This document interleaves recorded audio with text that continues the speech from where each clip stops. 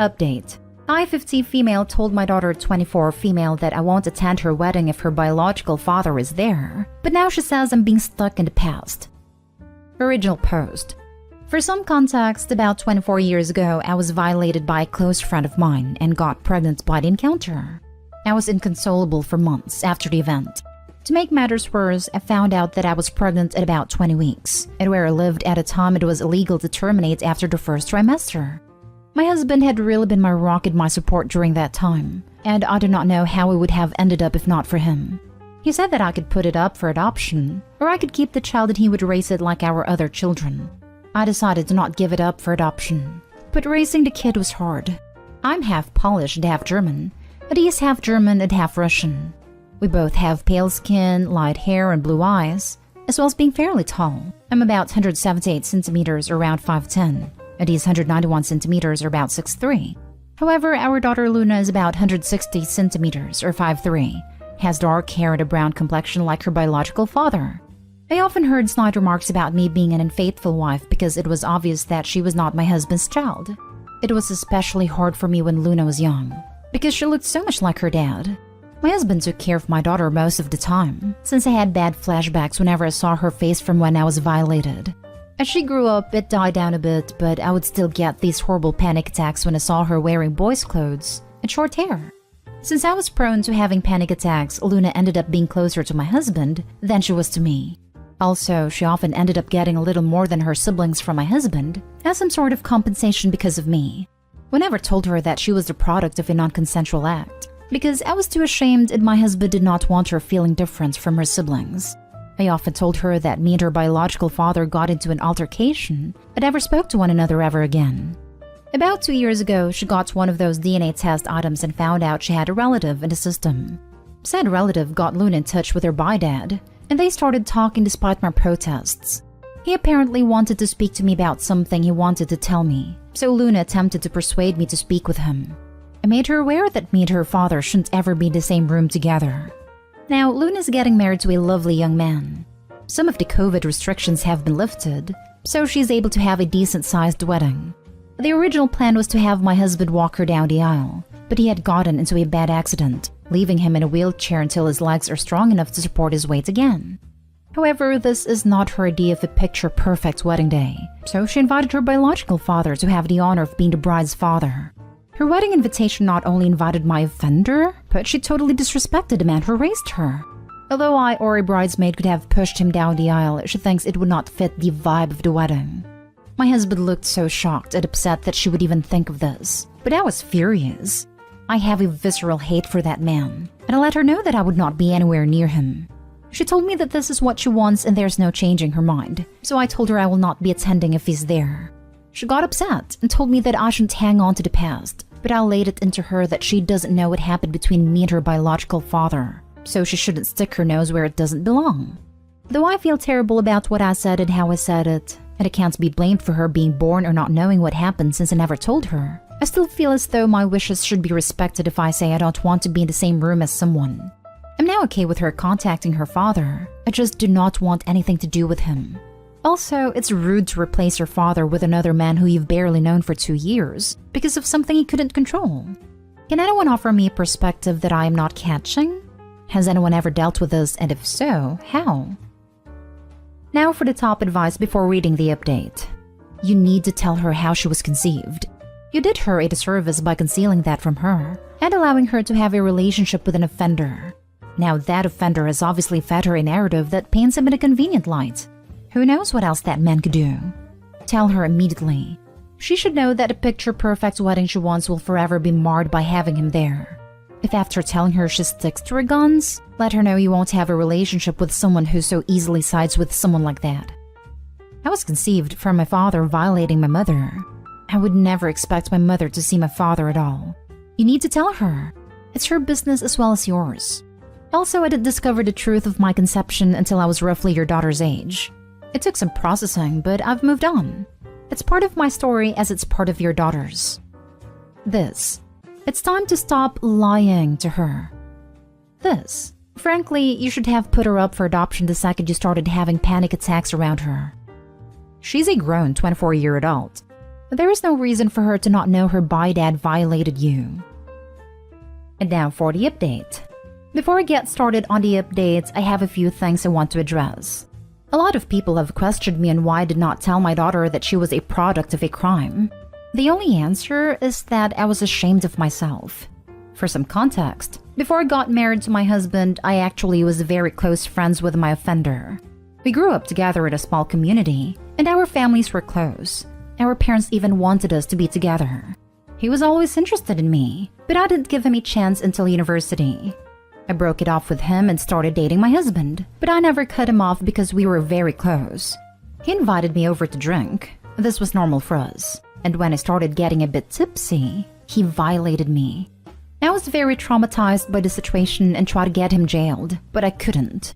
He had a very good reputation, so everyone believed him, even my own mother, when he said I willingly came over and did it with him. I eventually stopped pursuing the case because of the social pressure, which only got worse when I found out I was pregnant. I eventually left the place with my husband and kids to live somewhere else. After I gave birth, my husband suggested therapy, but I was scared of being judged again, so I decided to bury it and try to forget about it. I just realized now that it was the worst way to go about this, but it's the only way I knew how to, honestly. Now on to the update. After reading all the advice I'd gotten, I decided that I should stop running away and tell her everything. I called her to come over and she did. I first apologized for yelling at her for her suggestion, because in her mind it was an innocent suggestion. I told her that I wasn't angry at her, but at how fast she was willing to replace her father because he was in a wheelchair, and that anger was compounded because she brought up her genetic father. I apologized again for acting childish and not like an adult. She asked me why I'm so against her genetic father being in the same vicinity as I am, and I just told her everything, from our initial friendship to her forced conception. She didn't believe me, like some of you predicted, but I can get a copy of the records of the court case and offered them to her if she needed a look. She looked stunned, like she wanted to believe me, but couldn't. I apologized for keeping all this from her because I didn't know how to bring it up. She told me she didn't believe me and would confirm with her genetic father, so I told her to take the time she needed to process all this. Later that day, she came again, crying and apologizing for not believing me. I held her and cried and apologized too. It was kind of therapeutic. We had a long chat and I did feel closer to her. When we were done, she said she wanted to take me out to a surprise to help me feel better in a couple of days, which I happily agreed to. I went to see her yesterday in this little restaurant with a patio that had a private pay-for-use area for a maximum of 4 people due to COVID. She ran up to me and gave me a hug. Then she led me to the patio, where her biological father stood. She told me he was here to apologize and start my healing journey. I just wanted to leave, but he grabbed my hand, and all those memories I tried to repress just came back out. I started having a panic attack and lost my balance, to which she tried to help me keep my balance, which worsened everything. I honestly don't remember how I left, but I ended up in my car just sobbing. I called my elder son to pick me up because I was not fit to drive at that moment.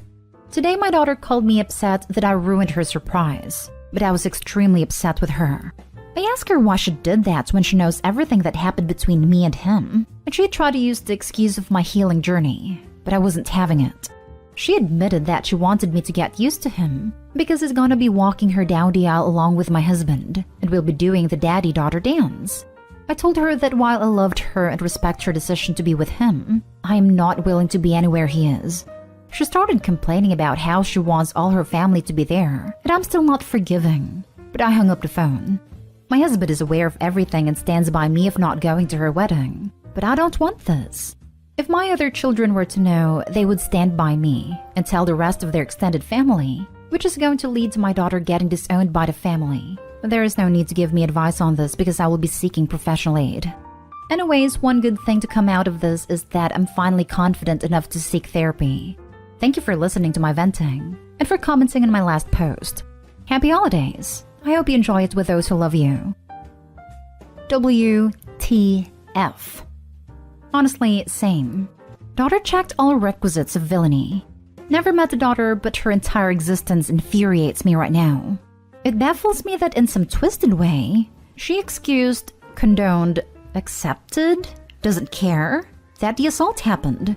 Can't even find a right word, but it was selfish of her to ambush you with that horrible person. sending virtual boosters and support to OP after being hit with a hurricane of an event. Seriously, what a self-centered little see you next Tuesday. What a horrible daughter. No offense. But at least you have other people in your life with warmer hearts. I think the same. Only a little piece of trash can think that is a good idea to forgive an offender for her selfish wants. I know that she's her daughter, but I'll cut her off if it was me. This is a lot for you to deal with. Virtual hugs from an internet stranger. I'm sorry. I'm so sorry for all of this. My heart goes out to you. Question, if I may, is your husband going to the wedding? No, my husband is very angry with her at the moment. Despite his injury, he's been constantly checking on me to see if I'm alright. I honestly love that man, and I seriously doubt that I would be alive if it weren't for him. I may be way off here, but your kids and the rest of your family deserve to know the truth. She deserves to be disowned. You have suffered enough for her. If I was your child or a family member, I would want the chance to do right by you. Also, she may tell them regardless. It's best they hear it from you before she spins the story to make her seem like the reasonable one. Now for the last story. Update. My daughter ran away at 17 to be with her husband. She is now 22, he is 34, and I have recently found out she is pregnant and would like to try again to reach out to her. I'm not sure which way would be best. Original post. Hello, I'm 53 years old and I have a 22-year-old daughter. My husband and I have not spoken to her for 5 years when she left home. She ran away at 17, and when we located her, she was already 18 and living with her husband, who is 34 years old now. My husband completely cut her off, but I tried to maintain contact with her, but never got any responses from her. Eventually, she changed her phone number, and I didn't even have any way to contact her. Recently, my daughter has reached out to one of her cousins, and that cousin has told me that my daughter is expecting her first child. I would like to reach out to my daughter and repair our relationship. I would like to help her with her pregnancy and be part of my grandchild's life. I'm looking for advice on what you think the best way to contact her would be. My options are 1. Send her a message over social media. This seems very impersonal to me. 2. Send her a text message. I worry this will upset her because it would mean her cousin giving me her phone number. I don't want my daughter to see that as a betrayal of her trust. 3. Write her a letter. This seems like the most personal way for me without invading her privacy. Worst comes to worst, her cousin can take a picture of the letter and send it to her. I would just like others' opinions on what they think I should do. Thank you very much. I'm going to add in some pertinent background information. When my daughter ran away, my husband and I did not know she had left willingly to be with her boyfriend, the man she's married to now. We did not even know she was dating someone. We thought she was kidnapped. There was a search for her, and my husband and I exhausted our savings and retirement to search for her once the police stopped. Months later, we found out she was alive and well, and had gotten married to that man once she turned 18. My husband has not talked to her since, though I have reached out many times. Our relationship was very good until she turned 16, when I later found out she began dating her now husband. Around that time, she began sneaking out, skipping school, and lying, which we know was probably due to the influence of her husband. I do not know much about their relationship dynamic, other than she apparently admitted to my niece he's controlling. Now for the top advice before reading the update. The letter is least intrusive and most respectful. Other people have made excellent comments here about ways to contact her. I only wanted to add that your daughter has been groomed and is very probably in an awful relationship. What you're going to want to do, because you're loving parents, is get her the hell away from this man. But you can't. She will have to take the step on her own once she's ready. And it's a lot easier to do that when she knows she has backup and place to go. So if you really want to help her, make sure you don't alienate her and you stay in her life. Don't talk bad about her husband. Don't talk good about him either. Better to not mention him at all. If she does talk to you about him, try to let her come to realization on her own by biting your tongue and doing nothing but asking questions. Are you okay with that? How does that make you feel? Do you think that's what love is? Stuff like that. Remember, her husband is probably looking for a way to isolate her further. You're gonna have to rebuild that bond again. Do not be judgmental about their marriage/relationship at all, especially in the beginning. Edit/update. I asked my niece to reach out to my daughter about the two of us talking. My niece told me she said yes and gave me her phone number. She said to call her tomorrow after 9 o'clock. I'm very excited about this new development. And now for the update. I'm writing this quickly while I have a chance. I received a lot of wonderful advice, and for all of you who are well-meaning, I thank you very much. After I wrote my last post, I reached out to my niece to ask her if my daughter wanted to be contacted by me or not. My daughter says yes, and said for me to call her after 9 o'clock the next day, but made sure to say not to call her beforehand. At 9:15 the next day, I called my daughter.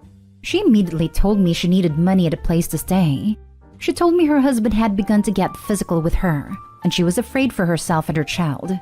In summary, over the last few days, we have found out that my daughter's husband was emotionally and financially controlling her over the years. But my daughter was fooled by him enough that she thought it was okay or normal. She said that he would get mad at her if she talked about reaching out to her father and I, and would tell her that we were going to try to break them apart. It wasn't until she became pregnant and got worse that she realized she needed to get out. My husband and I immediately flew to go get her and bring her home. We have already talked to law enforcement in both her town and ours. Thank you, everyone. I know this is written rather hastily, so if there are any questions, I will answer them. I wish you and your daughter all the best. I'm glad she felt able to ask for help and leave her abuser. That takes great courage, especially after being groomed so young. Thank you very much. She was very brave, and we are very proud of her. What a great response from you. I am sure this was not what you expected and you went into protective mode immediately. My one piece of advice is, understand she may not open up about everything immediately. Let her know that's okay and your home is a safe space. And when she's ready, you're there for her if she wants to share. She would fare well with therapy, but what a damn champ for asking for help. She's a strong one. You raised her right. Congrats on being a grandparent, though on quite a different type of journey than you expected. My husband and I immediately flew to go get her and bring her home. What a relief it must be for her to find herself in a safe place. Please be patient with her. Her recovery will take time and will require therapy and a lot of support.